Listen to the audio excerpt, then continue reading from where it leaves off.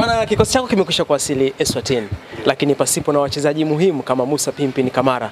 Naona kama mashabiki wengi mnao wasiwasi katika hili, hajasafiri na kikosi. Imani ipo ya kufuzu hatua ya makundi? Kwanza unajua kati ya mpira ni sayansi. Naam.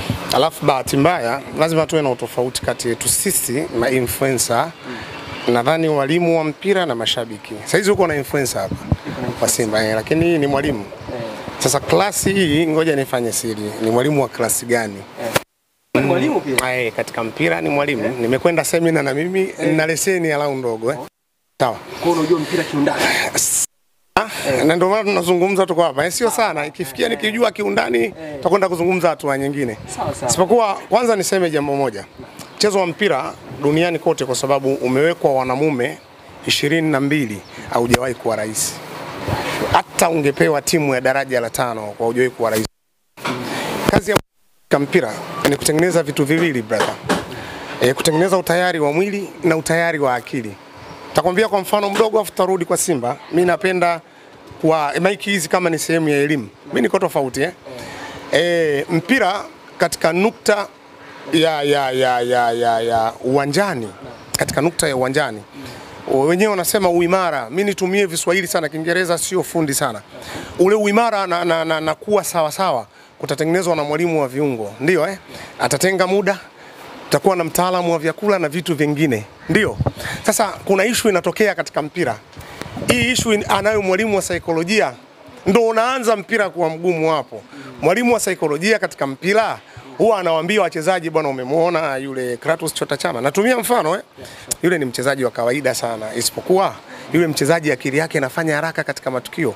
Wewe unachotakiwa kwenda kufanya, dhibiti matukio yake haraka. Yaani mchezaji hana kipaji, anafundishwa kwenda kudhibiti matukio. Kuna siku utamtukana na Chama, ndio Lakini utayari wa akili ni ile hali ya kuwa timu inaitwa usingizini, ndio inavyoitwa usingizini. Hakuna eni pale. Usingizini. Wana mwalimu naye anafundisha kila kitu.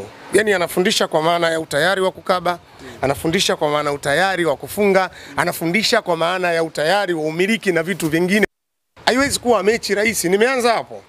Lakini katika mpira kuna kitu kinaitwa viwango.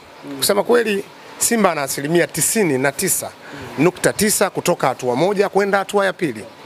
Ana 60 baada ya kipengo kupigwa katikati ya pitch.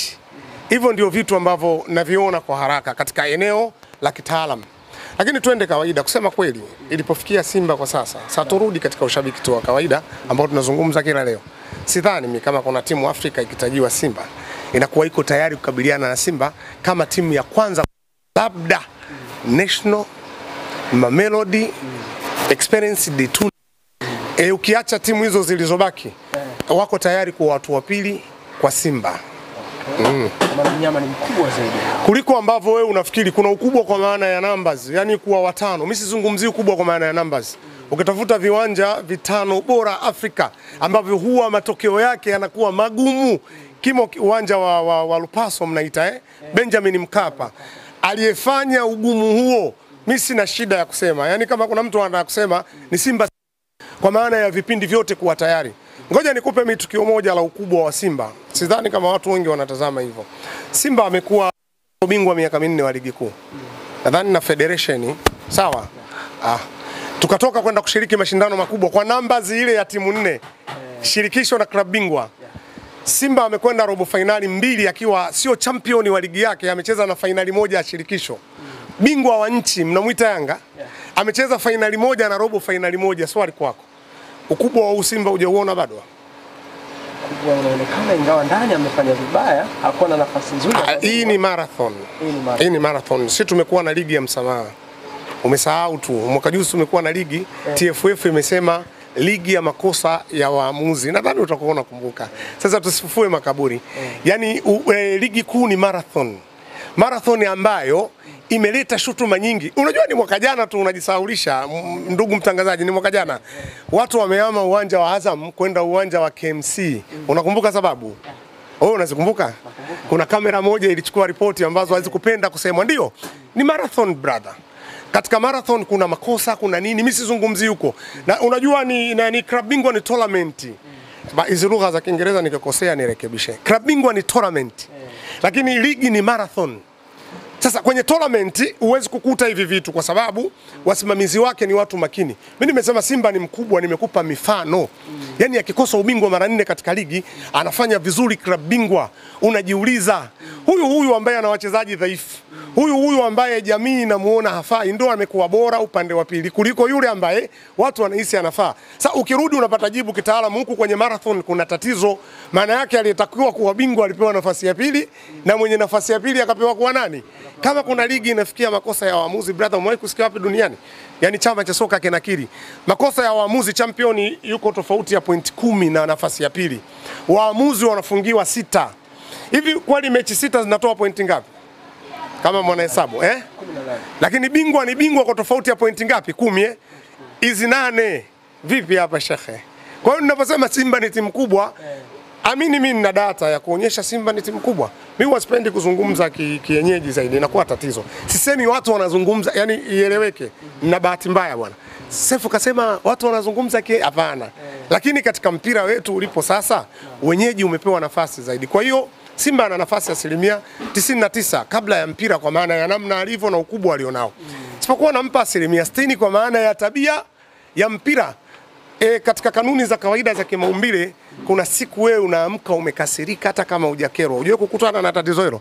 Basi kama itakuwa siku hiyo ndo tumeamka nayo Simba, inaweza kusababisha wale wakaenda. Isipokuwepo kama ni taaluma kwa maana ya tactically moja kwa moja ndani ya uwanja. Wachezaji tunachezaje mechi? Tunawafunga kule na tutawafunga hapa. Yasije akajitokea udisongo, lakini unakumbuka mpira hauchezwi na miujiza, ndio maana kujaye kusajiliwa mganga hata siku moja. Mpira hauchezwi na miujiza. Mpira ni quality, kujasajiliwa mganga hata siku moja. Utaniambia klabu gani iliwahi kusajili mganga ili iwe miujiza? Sijawahi kuona. Mpira unachezwa na taaluma. Pale Simba nizungumzie klabu kubwa. Hizi nyingine hizi kama itatokea favor labda siku nyingine. Pale Simba tunatofautiana mishahara, usajili, malipo na vitu vingine. Nikuulize swali sasa. Kwa maana tu nzuri, kwa nini wanatofautiana? Au nijibu mwenyewe? Quality ndo msingi. Quality ndo msingi. Wewe ukiwa na quality kubwa utachukua kikubwa, mwenye quality ya kati. Kama imefika hali Afrika Mashariki na Kati hakuna timu inaifikia bajeti Simba, ubora na vitu vingine, basi haki pia ya kutetea ubora wetu tunayo wenyewe. Na nimewahi kusema mara kadhaa, niseme na kwako leo. Na nadhani utaniuliza siku nyingine kama uhai upo Nilisema dhamana ya Mwenyezi Mungu katika ligi hii aliwapa Simba Tanzania ndio itanusuriwa na hao. Wakifeli Tanzania itadumama mpaka kufa. Dhamana ya hii ligi hii ya Tanzania nusura yake tunagombea kombe la Federation ya Kafu na Champions League ya Kafu. Kama Simba atashindwa, hiyo itakuwa imeshindikana mpaka kiyama, kwa sababu hii tu Mungu amepanga mwenyewe. Sefu, naona kama unaenda kwenye uchambuzi fulani hivi, nataka tuchambue kiufundi zaidi. Pengine pengo la Musa Pimpin Kamara, mnyama Simba anaenda kuathirika kwa namna gani? Mistoi hata 10%, lakini niseme kwa sababu ni mchezaji na ni wa Simba na ndio itategemea watu walio mbele ya kamera wanampokeaje mtu aliyekuweko nyuma. Utakuwa umenielewa? Kuna wakati central beki na beki wa kulia na kushoto, kunapokaa langoni mtu makini, hao wanaongeza umakini. Wakiamini hata nikiteleza nyuma yangu yuko Pimpin Kamara ambaye ana uzoefu. Kwa mfano, natumia mfano mechi kati ya Al-Masry na Simba, kuna mwamba mmoja anaitwa Mabululu, unaweza kusema amezaliwa na lile goli. Mabululu ilikuwa ni Al-Hilal Tripoli, samahani. Sijui nimekula nini. Tripoli Mabululu uko makini sana na goli. Kama unakumbuka, wakati mpira wa mwisho wanapokea Mabululu kuelekea langoni kwa Simba, jicho la Mabululu lilimuona Pimpin Kamara akitoka katika hengo yake ya msingi, akifunga hengo ya kati akapiga katika hengo hii. Mabeki wote wanahukumu ile ni goli kwa uzoefu wa Mabululu, lakini walipogeuza shingo mpira umeenda katika kona. Central beki kesho anasema yes, kama mimi nitakosea maana yake mwisho nyuma yangu kuna nani? Pimpin Kamara itampa uaminifu. Sasa golikipa atakayesimama mechi ya Jumapili itategemea wamempokeaje hawa mabeki. Na kwa bahati mbaya nakosa uchambuzi wa moja kwa moja sababu muda mwingi sijafika hapo mazoezini, lakini ni golikipa namfahamu kwa sababu anadakia timu ya taifa, amedakia JKT, nimemfuatilia vya kutosha. Mna imani upande huo hautakuwa na shida. Umenielewa vizuri? Kwa maana ya namna alivyo na ni kiongozi katika uwanja, yani ukipata kipa kiongozi, sababu kipa ndo wa kwanza kuona tukio, basi hakuna shida. Na mimi niondoe shaka. Bahati mbaya sijawahi kuona mwaka wote Simba kawa na wachezaji wa hovyo hovyo, sijawahi kuona. Yani awe bingwa kuwa bingwa, sijawahi kuona Simba na wachezaji wa kawaida, sijawahi. Kwa maana sina hofu katika hili. Sasa umenileta kwenye uchambuzi na nashukuru sana. Kuna muda mimi ni shabiki napenda sana Simba. Yani utanivuruga. Lakini kuna muda ukinipa chance ya uchambuzi kama naweza, lakini upande wa Simba tu mimi sijawahi kuchambua. Usije ukatoka na hoja ya Yanga ukaniletea nichambue, unanionea. Sababu sijui majina ya wachezaji wao, sijawahi kuwafuatilia na sijui wanafanyia wapi mazoezi kwa sababu uwanja si hawana. Hao wanao? Hawana? Hata nawafuatilia wapi? Kwa hiyo siwezi kujua, lakini Simba naenda Bunju nitafuatilia mazoezi ya Simba. Kwa mantiki hii, mimi sina hofu upande wa golikipa. Sisi tuna magolikipa wana quality kubwa tu. Hata yule mdogo wangu ambaye tunatoka kijiji kimoja, Hussein Abel. Tunatoka kijiji kimoja, ni mdogo wangu na huwa anamshauri tu mambo mengi. Bado ni kipa bora kwa maana ya Simba ilivyo. Na eneo ambalo Simba wamefanikiwa sana ni quality wachezaji. Nitumie mfano sasa. Kuna ongezeko limeongezeka kwa Yanga. Huu sasa natumia mfano tu. Leo anapokaa nje Pacome, Yanga wanacheza. Hebu tukubaliane, mashabiki wanasemaje? Angekuwepo Pacome uwanjani. Na akiingia mpira unabadilika. Simba hatuko hivyo. Hii inamaanisha usajili mpya wa Yanga haukukidhi vigezo. Yaani walioletwa hawana ubora kuliko hawa ambao wapo katika timu. Si tumeleta bora kuliko waliokuweko. Ndio maana hakuna mwana Simba hata mmoja. Kaka Zurula mtaani ana imani Simba itakuwa bingwa, yupo. Ukimpata na kuachia namba, sawa, mimi nitamtumia shilingi 10,000. Wote wanaamini Simba bingwa kwa sababu walioleta wana quality kubwa kuliko waliowakuta. Na ndio maana kuna watu kitaalamu wanaamini Elimpanzu wamefanyaje? Ameshuka. Elimpanzu hajashuka. Isipokuwa vile vile Elimpanzu unaenda kuviona kwa Nabi Kamara, unaenda kuviona kwa Alassane Mahodo. Umenielewa vizuri? Unamwitaje? Alassane Kante. Asante sana. Mwenyezi Mungu atakujalia. Ukisifu Simba unapata thawabu. Ukisifu Simba unapata thawabu. Mimi ninachoamini. Na ninazo dalili za kutosha hata za dini. Uzuri tumesoma hiyo. Umenielewa vizuri? Naam. Pengine huyu ambaye mmemzungumza Alassane Kante naye hata kuwa sehemu ya kikosi kwa maana kwamba hajasafiri na kikosi cha mnyama Simba. Pengo lake vipi mmemshuhudia katika mechi hizi ambazo zimepita, mechi mbili tatu? Tunakwenda kucheza ugenini. Naam. Kitaalamu ni lazima tuwe watu wa pili katika mchezo. Yaani si atuendi kumiliki, isipokuwa tunategemea mashambulizi ya kustukiza na tuwe tunamiliki zaidi, kwa sababu kuzuia salama kwa mujibu wa walimu wote ni wewe kuwa na mpira kuliko kutafuta mpira kutoka kwa nani. Kagoma anatakiwa asimame. Hata angekuwepo Kante anatakiwa ampishe Kagoma asimame. Nini mantiki? Kwa maana ya kwenda kuvunja ngome ya midfield ya adui. Kagoma kwa 100% sio mbora katika kutachi ya mwisho. Mahodo ni fundi katika kutachi ya mwisho. Maana yake tutabadilisha. Sijui mwalimu, lakini mimi ungenipa anakaa Kagoma mbele ya Kagoma kwa mara ya kwanza. Naweka mtu ambaye anatachi na hisi ni salama, anaitwa Neo Maema. Mimi ningefanya hivyo. Wakati Kagoma anabato, Neo Maema ni mwepesi kuchukua hii mipira kwa haraka kutoka kwa maadui na kuipiga kwa haraka. Nadhani wakati tunacheza mechi ya ligi, goli la mwisho la Neo Maema ilikuwa ni assist ilitoka katika mpira wa kutenga. Sasa kama mpira wa kutenga anaweza kuassist kwa kiwango kile, vipi atakapokuwa anapiga touch ya mwisho? Kwa sababu tunakwenda kuzuia, huo ndo ukweli. Kwa hiyo Alassane Mahodo hata mimi nisingempanga. Lakini kwa maana ya mechi ya hapa, haya angekuwepo kwa sababu anavusha mpira kutoka eneo moja kwenda eneo jingine. Sio analazimika kupiga mipira ya chini zaidi, kwa sababu central back wetu leo ambaye anasimama mtu wa mwisho nyuma havushi mipira. Tofauti na alivyokuwa anacheza Pascal wao, anamzungumzia Rushain Dalok. Anapiga zaidi mipira ya chini. Sasa anatakiwa kiungo wake ndo anyanyue. Yeye anapoanza touch ya kwanza ya chini, kiungo anyanyue kutoka hapa kwenda eneo jingine. Mahodo amekuwa mtu makini sana katika hilo. Kwa namna ulivyozungumza, mechi hii haimhitaji sana Alassane Kante na Simba hawana pengo katika hili. Kabisa, labda iwe sababu baada ya kuumia na ni mwamba huyu. Lakini pia hata kama ataumia, mimi nadhani Nabi Kamara anastahili kuwa midfield. Kama Kagoma atakuwa amefanyaje?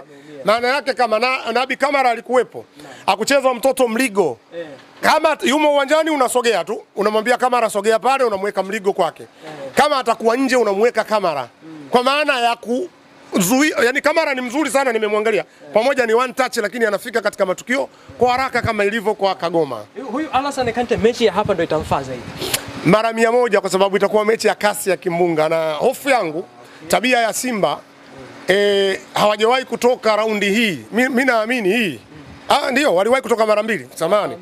Wanapokuwa kwenye raundi hii huwa wanakuwa hatari sana, kwa sababu nikifuatilia rekodi ambazo zimepita waliwahi kufanya vizuri sana. Tulitolewa na Udisongo, nakumbuka, na Jwaneng Galaxy. Ndio, zile zilikuwa miujiza, sipendi kuzungumzia. Kwa nini? Miujiza. Sio hapana. Kama yupo mwalimu atasema ni quality na akanionyesha kiualimu na 100,000. Nitampa zawadi, ni miujiza. Huwa tunakuwa hatari sana kutokea hapa kwenda mbele. Na tumewahi kutoa timu kubwa kwa kweli. Nadhani utakumbuka Canary Devils kama sikosei alipita anga kama hii. Tunataka kwenda mbele na yeye anaonekana kuwa bora na wakatangulia na kutufunga. Achana na miujiza, tuliangalia mpira wenye ubora. Kwa hiyo hapa mechi ya hapa itakuwa mechi bora kwa kweli. Na mimi ukiniuliza nitakwambia ndio mechi ambayo hata kama nitakuwa niko mji mtukufu wa Tanga. Sababu mara nyingine huwa nakuwa mji mtukufu wa Tanga. Usistuke, ndio mji wa kwanza watu wataenda peponi. Basi nitatafuta nauli nikuja kuangalia mechi brother. I'm serious. Bwana Sefu Simba, nimependa uchambuzi wako. Bila shaka umewafuatilia Nsingizini hawa. Kiufundi zaidi, naona unazungumza kiufundi kweli kweli. Hawa Nsingizini wana ubora hasa maeneo gani? Midfield. Kwa sababu Nsingizini, yani sio watu wanafahamu kijiografia. Risotto na wale Switzerland. Hawa ni watu wa Switzerland wao ni miji ya South Africa. Ni miji isipokuwa South Africa ni waadilifu. Walipopiga kelele wakasema hawa waacheni tu afu tutawaongoza. Maana yake tunakwenda kucheza mpira wa South Africa. Mpira wa South Africa ni mpira wa kumiliki. Kwanza kasi, pili kumiliki. Hakuna duniani, sijui kama kuna mfumo mpya unaweza kumiliki mpira fu midfield zisiwe salama. Ili umiliki, watu pekee wana uwezo wa kumiliki ni hawa viungo. Kwa bahati nzuri leo dunia inacheza na double pivot wanaita Kiingereza. Kiswahili mimi nasema viungo wawili ambao wanashirikiana kukaa eneo moja. Sasa wale wanaweka viungo watatu hapo, maeneo ni bora kweli kweli. Sasa sina shaka kwa sababu kama kuna kiungo bora kwa sasa Afrika Mashariki ni kiungo ya Simba. Na kuonyesha hili, hata tulipofungwa katika msamaha wa mitandao ya kijamii, tulifungwa sisi. Lakini refari akaomba msamaha kwenye mitandao ya kijamii. Eneo ambalo Yanga walikamatwa mpaka Pacome akawabeki ni eneo la midfield. Yaani kuonyesha kwamba Simba wako bora. Ni eneo ambalo tumefiti sana. Nsingizini wako vizuri, Mnyama yuko vizuri sana. Hiyo ndio maoni yangu. Na uzuri tuko na mwalimu anapenda faster katika kufanya matokeo. Ukitoka hapa sio dhambi, chukua simu yako mtazame upande wa mazoezi. Utagundua anachokisema Saifu. Anapenda mpira wa haraka kupita maelezo. Sefu, tumeona mchezo wa kirafiki dhidi ya Al Hilal leo Mdumani. Huyu Pantev manager alipoteza kwa goli 4 mchezo wa mwisho huu. Ndio. Anaweza kuwa na ugumu wa kiasi gani kwenye mchezo huu wa kimataifa? Anaweza kuzungumzia hiyo kupoteza. Yaani nianze kupoteza na pengine ulishaifanyia vipindi. Ni utoe shaka kwanza watu ambao wana shaka. Ipo hivi. Wengine wanakuwa na shaka. Hapana, ipo hivi. Simba udhaifu wake mkubwa ni katika kustukizwa kwenye kushambulia. Yaani wao wamekwenda kwenye kushambulia, afu ikapigwa counter attack. Kukipatikana wachezaji wawili wenye kasi, Simba unawafunga na mara zote tumekuwa tukifungwa magoli hayo. Mwalimu alikwenda kutazama hilo tatizo.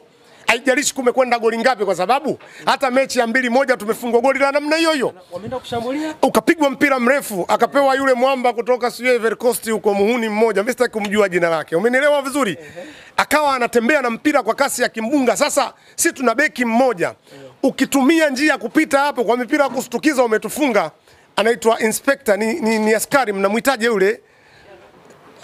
Kalabwes yu askari.